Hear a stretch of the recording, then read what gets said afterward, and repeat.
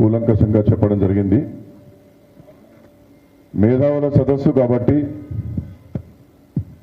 చరివిత చరణంగా రాజకీయ విమర్శలు ఇట్లాంటివి కాకుండా మనమందరం కూడా మళ్ళీ మన ప్రాంతాలకు వెళ్ళి మన ప్రజలందరినీ కూడా కార్యోన్ముఖులను చేయడానికి కొంత సాధికారికంగా వివరాలు తెలుసుకుంటే బాగుంటుందని చెప్పి కొంత నేను డాటాతో రావడం జరిగింది. మనమందరం గమనించాల్సింది ఇవాళ ఈ దేశంలో ఉన్నటువంటి బీసీలకు న్యాయం జరగాలంటే కులగణన ద్వారా మాత్రమే సాధ్యం అనేటువంటిది మనం తప్పనిసరిగా తెలుసుకోవాలి. ఎందుకంటే మనకు 1992లో మండల్ కమిషన్కు సంబంధించినటువంటి ఇందిరా సాహ్ని కేసులో 9 మందితో కూడినటువంటి రాజ్యాంగ ధర్మాసనం చాలా స్పష్టంగా ప్రత్యేకమైనటువంటి పరిస్థితులు, ఎక్స్ట్రాడినరీ సిచ్యువేషన్స్ ఉన్నప్పుడు దాన్ని కనుక ప్రభుత్వాలు ప్రూవ్ చేయగలిగితే 50% క్యాప్ దాటవచ్చును అనేటువంటి విధంగా ఆనాడు 1992లో మండల్ కమిషన్లో చాలా స్పష్టంగా చెప్పడం జరిగింది. అందుకోసమే మనం పదే పదే కులగణన అనేటువంటి మాట మాట్లాడుతాం. ఎందుకంటే విద్య, ఉద్యోగ, ఆర్థిక, రాజకీయ, సామాజిక రంగాల్లో మన స్థితిగతులు ఎట్లున్నాయో సంపూర్ణంగా మనం తెలుసుకోగలిగితే ఖచ్చితంగా ఈ విధమైనటువంటి పరిణామాలు ఉన్నాయి. ఇగో సంచార జాతులు ఇట్లా ఉన్నారు, ఈ కులాలకు విద్యారంగంలో, ఉద్యోగ రంగంలో అవకాశాలు రాలే, ఈ సామాజిక వర్గాలకు రాజకీయ రంగంలో రాలేదు, ఈ సామాజిక వర్గాలు అన్ని రంగాల్లో వెనుకబడి ఉన్నారు. నిర్దిష్టంగా పరిమాణాత్మకంగా శాస్త్రీయంగా మేము లెక్కలు తీశాం. ఈ తీసినటువంటి లెక్కలు ఎక్స్ట్రాడినరీ సిచ్యువేషన్స్ను ఈ దేశంలో కల్పిస్తున్నాయి. కాబట్టి మాకు 50% ఆ క్యాప్ను తొలగించమని చెప్పి మనం కోరేటటువంటి అవకాశం ఉంటుంది. ఇవాళ చాలామంది పెద్దలు 9th షెడ్యూల్ గురించి మాట్లాడుతూ ఉంటారు. వాళ్ళకు అక్కరపడితే 9th షెడ్యూల్ బేసిక్ స్ట్రక్చర్ను, రాజ్యాంగం యొక్క మౌలికత విఘాతం కలిగిందని చెప్పి అన్నారు. ఎందుకంటే పరిపాలకులు ఎవరు, న్యాయమూర్తులు ఎవరు అనేటువంటిది మనందరికీ తెలుసు. 1992లో పివి నరసింహారావు గారు ప్రధానమంత్రిగా ఉన్నప్పుడు 27% రిజర్వేషన్లతో పాటు 10% ఎకనామికల్లీ వీకర్ సెక్షన్స్ కూడా రిజర్వేషన్లు పెట్టాలని చెప్పి దాంట్లో ఆ యొక్క కేసులో ఇంప్లీడ్ అయ్యి ప్రభుత్వం తరఫున వాళ్ళు ముందుకు పోవడం జరిగింది. ఆనాడు 9 మందితో కూడినటువంటి ఆ రాజ్యాంగ ధర్మాసనం ఏం చెప్పిందంటే సోషల్లీ, ఎడ్యుకేషనల్లీ బ్యాక్వర్డ్ క్లాస్గా ఉండాలి తప్ప ఎకనామిక్ పారామీటర్ మీద, ఆర్థిక ప్రమాణాల మీద కేవలం ఆ పారామీటర్తోనే రిజర్వేషన్లు కల్పించడం తగదు. వాళ్ళని మేము ఎకనామికల్లీ, సోషల్లీ, ఎడ్యుకేషనల్లీ బ్యాక్వర్డ్ క్లాసెస్గా మేము గుర్తించామని చెప్పి ఆనాడు 10% రిజర్వేషన్లు కొట్టివేయడం జరిగింది. పరిణామ క్రమంలో మనం అందరం చూసాం. మేజర్ జనరల్ సిన్హా కమిషన్ వేసి ఎట్లయినా ఎకనామికల్లీ వీకర్ సెక్షన్స్కు రిజర్వేషన్లు కల్పించాలని చెప్పి ప్రయత్నం చేసి ఎప్పుడో 2016లో మేజర్ సిన్హా కమిషన్ ఇస్తే దాంట్లో డాటా లేదు, డేటా లేదు, ఏమీ లేదు. దాన్ని పట్టుకొని తర్వాత సుప్రీంకోర్టులో ఏం జరిగింది, ఇవాళ 10% రిజర్వేషన్లను పెట్టారు. 15(4), 16(4) అంటే సోషల్లీ, ఎడ్యుకేషనల్లీ బ్యాక్వర్డ్ క్లాసెస్ కాకుండా ఎకనామికల్లీ వీకర్ సెక్షన్స్ పేరిట 15(6), 16(6) అనేటువంటి ప్రత్యేకమైనటువంటి ఆర్టికల్స్ని పెట్టుకున్నారు. మరి ఆర్టికల్స్ పెట్టుకున్నప్పుడు అది బేసిక్ స్ట్రక్చర్ను డిస్ట్రాయ్ చేయడం కాదా? 9 మందితో కూడినటువంటి రాజ్యాంగ ధర్మాసనం ఆర్థిక ప్రాతిపదికన రిజర్వేషన్లు ఇవ్వరాదని చెప్పిన తర్వాత 5గురిలో 3 ఒప్పుకున్నటువంటి ఆ జడ్జిమెంట్ ప్రకారం ఏ విధంగా ఎకనామికల్లీ వీకర్ సెక్షన్స్ను రాజ్యాంగంలోని 15(6), 16(6) ఆర్టికల్స్ కింద పెడతారని చెప్పి మనం ఆలోచన చేయాలి. అంటే వాళ్ళకు అవసరం ఉంటే అది రాజ్యాంగ మౌలికతను దెబ్బతీయడం కాదు. ఇవాళ మనం కనుక మనం ఏ లెక్కలు లేకుండా రాజ్యాంగంలో 9th షెడ్యూల్లోనే మనం పెట్టించుకున్నాం అనుకోండి, అది బేసిక్ స్ట్రక్చర్ డాక్ట్రిన్ డిస్ట్రాయ్ చేసింది. కాబట్టి కేశవానంద భారతి కేసు ఏనాడైతే జడ్జిమెంట్ డేట్ ఉందో 27/4/1973 తర్వాత రాజ్యాంగంలో ఏది 9th షెడ్యూల్లో పెట్టినా మేము దాన్ని జ్యుడిషియల్ రివ్యూకు తీసుకుంటామని చెప్పి అది కూడా 9 మందితో కూడినటువంటి రాజ్యాంగ ధర్మాసనం చెప్పింది. కాబట్టి ఇక మనకు దిక్కేమిటి? శాస్త్రీయ పద్ధతిలో మనం లెక్కలు తీయాలి. నేను ఇవాళ ఈ కేంద్ర ప్రభుత్వాన్ని సూటిగా అడుగుతా ఉన్నాను. 2011లో సామాజిక ఆర్థిక కులగణన చేశారు. అది ఎప్పటి వరకు 2015 వరకు నడిచింది. అది పూర్తి అయ్యేసరికి మోడీ గారి ప్రభుత్వం వచ్చింది. మోడీ గారి ప్రభుత్వం వచ్చిన తర్వాత అప్పటికే సుమారుగా 4,893.60 కోట్లు, అంటే సుమారు 4,900 కోట్లు ఖర్చు పెట్టింది ప్రజాధనాన్ని. ఇంత పెద్ద ఎత్తున ఖర్చు పెట్టి సోషియో ఎకనామిక్ కాస్ట్ సెన్సస్ చేస్తే తర్వాత వచ్చినటువంటి ఈ మోడీ గారు ఈ లెక్కలు మొత్తం అయిన తర్వాత దీన్ని బయట పెట్టే సందర్భంలో ఈ దేశంలో 52% బీసీలు ఉన్నారు. కాకపోతే ఆ లెక్కలలో చాలా తప్పులు దొరికినాయి. ఈ తప్పులను సరిదిద్దడానికి నేను ఒక కమిటీ వేస్తున్నాను. నీతి ఆయోగ్ ఉపాధ్యక్షులైనటువంటి అరవింద్ కుమార్ పనగారియతో ఒక కమిటీ వేస్తున్నా. ఈ కమిటీ అన్ని తీర్చిన తర్వాత కులాల వారిగా మేము లెక్కలు ఇస్తాం అన్ని రాష్ట్రాలకు అని చెప్పి కమిటీ వేయడం జరిగింది. ఏం ఫిర్యాదులంటే కులం పేర్లు, గోత్రాలు, ఉపనామాలు ఇట్లాంటి ఒక 60-70 లక్షలు తప్పులు జరిగినాయి. ఆనాడు జనాభా 118 కోట్లు. 118 కోట్లలో 60-70 లక్షలు తప్పైతే అదే తప్పట. దానికి ఒక కమిటీ వేసారు. కమిటీ వేసి ఎవరైతే అరవింద్ కుమార్ పనగారియా ఉన్నారో ఈ అరవింద్ కుమార్ పనగారియా గారికి విధులు ఇచ్చిండ్రు, కానీ ఆయనకు సభ్యులను ఇవ్వలేదు, ఆయనకు నిధులు ఇవ్వలేదు. తర్వాత ఆయన ఒక్కనాడు కూడా కూర్చోలేదు, ఆ మీటింగ్ పెట్టలేదు. తర్వాత పనగారి గారు నీతి ఆయోగ్ ఉపాధ్యక్షులుగా ఆయన పదవీ కాలం ముగిసింది. తర్వాత ఆయన సక్సెసర్గా ఎవరు రాలేదు. ఆయన మాత్రం విదేశాలకు వెళ్ళిపోయి సుఖవంతంగా జీవిస్తున్నాడు. మరి బీసీల సంగతి ఏమిటి? మరి మన లెక్కలు చెప్తావు కదా అని చెప్పి మనం అనేక సందర్భాల్లో ఒత్తిడి చేస్తున్నటువంటి నేపథ్యంలో ఈ రాష్ట్ర ప్రభుత్వం ఏం చెప్తుందంటే, అంతకన్నా ముందే 2015-16కు సంబంధించినటువంటి మినిస్ట్రీ ఆఫ్ రూరల్ డెవలప్మెంట్ సంబంధించినటువంటి ఒక పార్లమెంటరీ స్టాండింగ్ కమిటీ ఏమయ్యా ఈ దేశంలో చేసినటువంటి సామాజిక ఆర్థిక కులగణన అది తప్ప గొప్ప మొత్తం దాన్ని అధ్యయనం చేసి మాకు రిపోర్ట్ ఇవ్వండి అని చెప్పి పార్లమెంటరీ స్టాండింగ్ కమిటీ అడిగితే, ఈ పార్లమెంటరీ స్టాండింగ్ కమిటీకి రిజిస్టర్ జనరల్ సెన్సస్ కమిషనర్ గారు ఏం చెప్తున్నారంటే, register general and census commission of India, ministry of home affairs has informed that the data has been examined and 98.87% data on individuals, caste and religion is error free. 98.87% correct అని చెప్పి register general గారు చెప్పారు. అదే చెప్తున్నా 98.87% అని చెప్పారు. ఇది లిఖితపూర్వకంగా రిజిస్టర్ జనరల్ సెన్సస్ కమిషనర్ గారు పార్లమెంటరీ స్టాండింగ్ కమిటీకి ఇచ్చినటువంటి నివేదిక. ఇది చాలా పెద్దగా ఉంటుంది కానీ నేను చిన్నగా తెచ్చాను.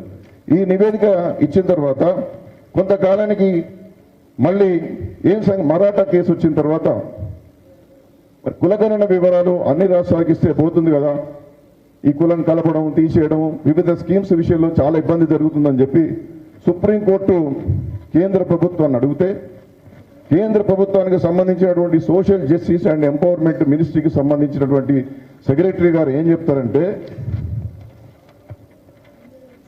చూడండి, ద ఎస్సిసిసి అంటే socio economic cost census 2011 data mentioned herein above, making it unusable for any official purpose and cannot be mentioned as a source of information for population data in any official document. నీకు register general అంత పనికొస్తారని చెప్పి ఇక్కడ రాసిచ్చినాక నువ్వు ఇక్కడ సుప్రీంకోర్టుకు ఏం చెప్తావు? ఇది దేనికి పనికిరాదని చెప్తావు. కొంతకాలానికి ఒక సుమిత్ బోస్ అనేటువంటి ఒక కమిటీని వేసారు ఈ కులగణన మీద మొత్తం వివరణ చేయమని. ఈ సుమిత్ బోస్ కమిటీ 2017లోనే రిపోర్ట్ ఇచ్చింది.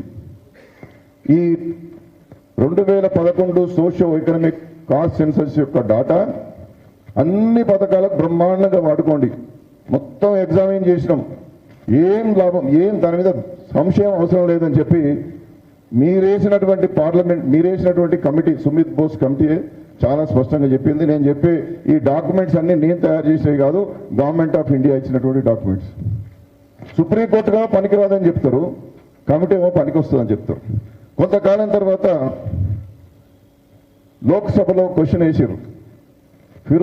ఫిరోజ్ వరుణ్ గాంధీ గారు ఆనాడు పార్లమెంట్ సభ్యుడిగా ఉన్నటువంటి మన రేవంత్ రెడ్డి గారు పార్లమెంట్లో క్వశ్చన్ వేశారు 2021లో.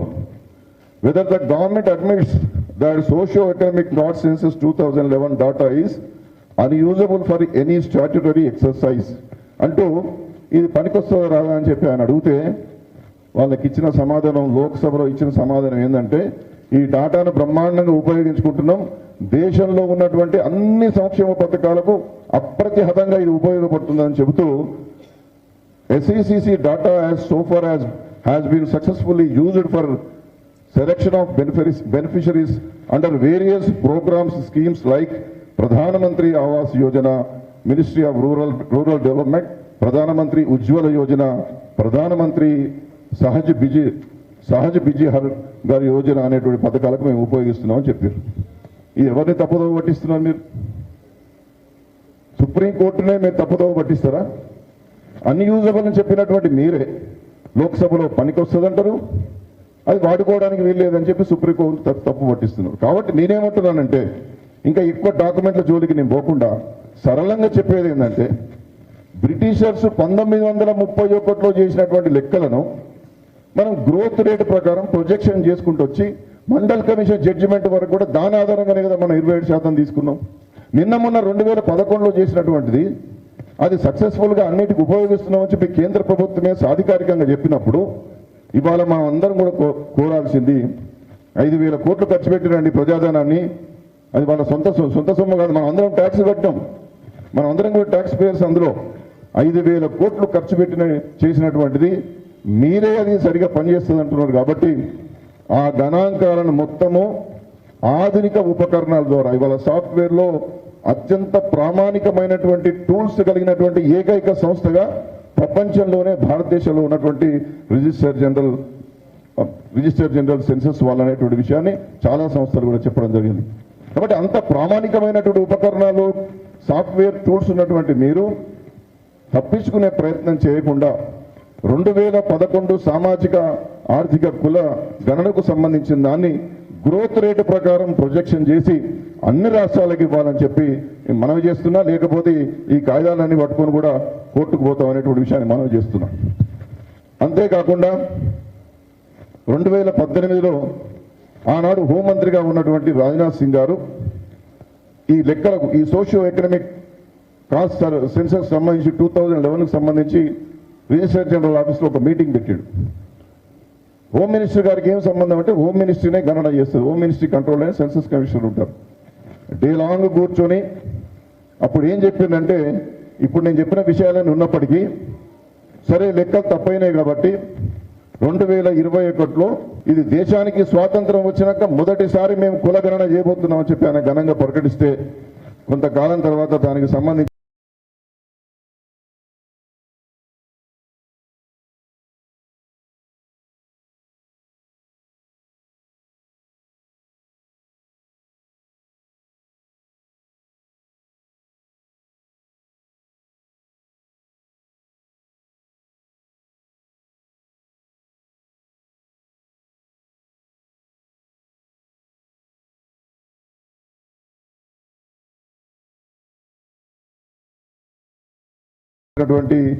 మంత్రి గారు 2021లో ఏమంటున్నాడంటే, మాకు కులగణన చేసే ఉద్దేశం మీరు కాంక్రీట్ లిస్ట్లోకి మార్చండి, మేము చేసుకుంటాం అనేటువంటి విషయాన్ని మేము చాలా సందర్భాల్లో లెటర్స్ రాస్తే మాకు ఇచ్చినటువంటి కేంద్ర ప్రభుత్వం ఆన్సర్ ఏంటంటే, మేము ఉమ్మడి జాబితాలో కూడా దీన్ని చేర్చేటటువంటి ఉద్దేశం మాకు లేదని చెప్పి వాళ్ళు చెప్పడం జరిగింది. కాబట్టి దేశంలో మన మీద ఎంత కుట్ర జరుగుతుందో దీన్ని గమనించుకోవాలని చెప్పి మనవి చేస్తున్నా.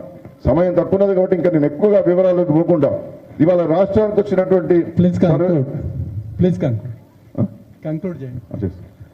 ఈ రాష్ట్రానికి సంబంధించినటువంటి కుల సర్వే విషయంలో మనం ఆలోచిస్తే, దీనికి సంబంధించి వీళ్ళు తొలుత ఈ సామాజిక ఆర్థిక కుల సర్వే చేయాల్సినటువంటి సందర్భంలో నేను ఆడు కమిషనర్గా చైర్మన్గా ఉన్నప్పుడు నేను చెప్పాను, సెన్సస్ డిపార్ట్మెంట్కు సంబంధించినటువంటి లేఅవుట్ మ్యాప్లను ఎనుమరేషన్ బ్లాక్ల యొక్క జాబితాలను తీసుకోమని చెప్పడం జరిగింది. నేషనల్ స్టాటిస్టిక్స్ ఆఫీసుకు సంబంధించినటువంటి వాళ్ళు ఉపయోగించేటటువంటి ఆ నవీకరించబడినటువంటి ఎనుమరేషన్ బ్లాక్లను ఆ యొక్క జాబితాలను కూడా తీసుకుంటే మీకు హౌసింగ్ లిస్టింగ్ చాలా సింపుల్గా అయిపోతుంది, మీరు చాలా శాస్త్రీయంగా చేయగలుగుతారంటే అక్కడ సమన్వయమే లేదు. తొలి దశలో చెప్పింది ఏంటంటే ఒక డిపార్ట్మెంట్ ద్వారా చేస్తే అది ఇబ్బంది అవుతుంది, దానికి సంబంధించి ఒక ప్రత్యేకమైనటువంటి సర్వే కమిషన్ వేస్తే అది 1956 కమిషన్ ఆఫ్ ఎంక్వైరీస్ యాక్ట్ కింద వేసినా చేయవచ్చు, లేదా బీసీ కమిషన్ ద్వారా కూడా చేసే అవకాశం ఉండేది. అట్లన్నా చేయమని అడిగితే అది చేయకుండా ప్లానింగ్ డిపార్ట్మెంట్ ద్వారా చేశారు. వాళ్ళ మధ్య సమన్వయం లేదు. ఆ క్వశ్చనేర్ను నానా గందరగోళంగా తయారు చేశారు. మనం వివరాలు సరిగా ఇవ్వలేకపోయినాం. 16 లక్షల మంది పాల్గొనలే అంటున్నారు. లెక్కలు తీసి చూస్తే 40 లక్షల మంది బీసీలు గాయం అయిపోయారు. ఇదంతా కూడా ఉంది కాబట్టి ఇవాళ మేము రాష్ట్ర ప్రభుత్వాన్ని ఒకటే కోరుతా ఉన్నాం, మీరు కేంద్రం మీద ఒత్తిడి తెచ్చి 2011 జనాభా లెక్కలను విడుదల చేసే విధంగానైనా ఒత్తిడి తీసుకురండి.